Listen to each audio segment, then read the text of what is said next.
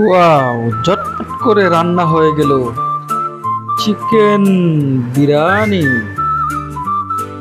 তার আগে দিয়ে একটু বলে নেই, নাজমুল ইসলাম এন্টারটেইনমেন্ট চ্যানেলটি সাবস্ক্রাইব করে আমার পাশেই থাকবেন।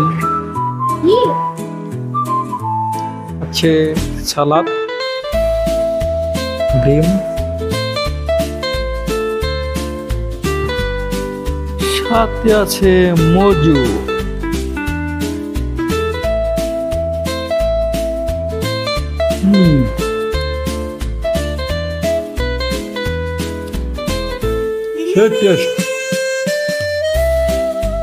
আসলে বাসায় রান্না করে খাওয়াটা মজাই আলাদা,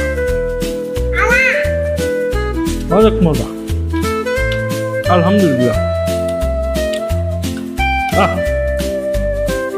এই টেস্ট।